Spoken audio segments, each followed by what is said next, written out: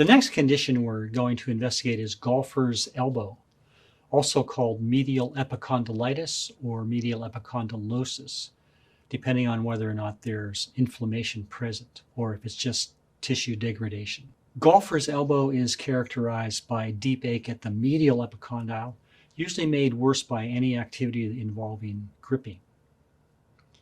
Ulnar nerve symptoms may also be present in some 20% or so of cases that are reported as golfer's elbow.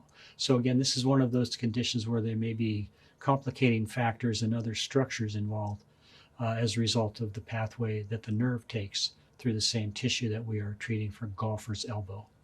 In most cases, the primary injury in golfer's elbow is to the common tendon of the wrist flexors at and just distal to the attachment on the medial epicondyle. In severe cases of this condition, you may also be able to notice visible swelling present in the injured area. Next, we're going to look at assessment through manual resistive testing for this condition.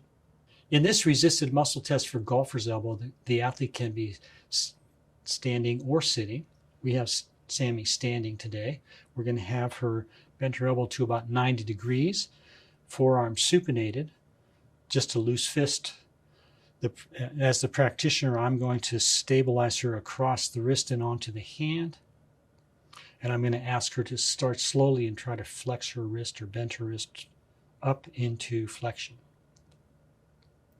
We're looking for a good strong engagement of the wrist flexor muscles. Pain or weakness is a positive sign, and relax. In this segment, we're demonstrating a general warm-up protocol to get ready to do treatment for either golfer's elbow or tennis elbow. So we will start with some effleurage and petrissage, and if you want to refer to the previous video that discussed the changes in the way we operate with the arm versus the leg in doing compressive effleurage and petrissage. We are working on the whole arm and shoulder girdle, but the emphasis after the initial applications is really on the wrist flexors and extensors. So here we are doing some extensor work. This is broad cross fiber on the wrist extensors. Here's broad cross fiber on the wrist flexors. I'm going a little fast for the purposes of the video. You could do this a little more slowly in whatever timing works for you in your practice. We'll add some stripping. If we're planning to do work for tennis elbow, we have more focus on the extensor side of the wrist, coming up across the supinator and the brachioradialis. Here's some loose fist stripping. Here's some flat thumb stripping. Same idea for the flexors. At the wrist, if we're focused more on treating golfer's elbow, these tissues need a little more prep and warm up to try to reduce the tension on the tendon. Here's some broad stripping and some thumb stripping. We could add a little passive stretching.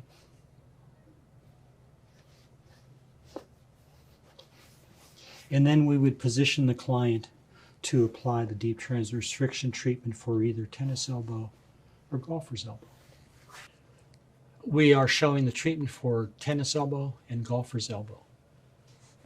Now that we've done the general warm-up for the whole upper extremity with a special focus on the wrist and with special focus on wrist flexors and extensors, we can take a position to allow us to actually provide the deep transverse friction treatment. For tennis elbow, we would be finding the most tender spot and doing the friction work for that.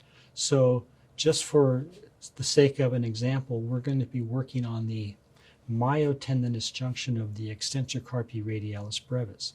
So we palpate at the radial head, press our thumb with moderate pressure, maintain the same pressure, and then friction back and forth. And even though there's lubrication on the skin and on my hand, it's fairly easy to maintain pressure with no sliding on the skin, but moving the superficial and underlying tissues against the bone.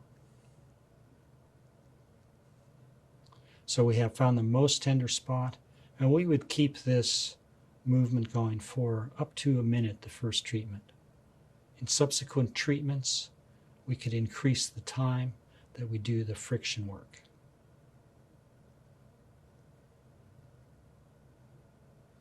That would be one example of deep transverse friction for tennis elbow. If we're working for golfer's elbow, we're on the medial side of the elbow, although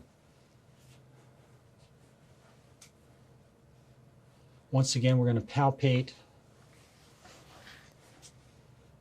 the epicondyle and come just distal to it to work on we're going to come just distal to it to apply friction on the myotendinous junction. So this is where I would be, but I would do it in a position so that the arm was relaxed and the elbow was not bent. So applying friction across the grain of the tissue. I'm using the pad of my index finger. I could brace a finger if I feel like I need a little bit of extra pressure. And we'd maintain that motion for about a minute. Notice I'm moving my whole hand and arm. I'm not just using flexion at the fingers.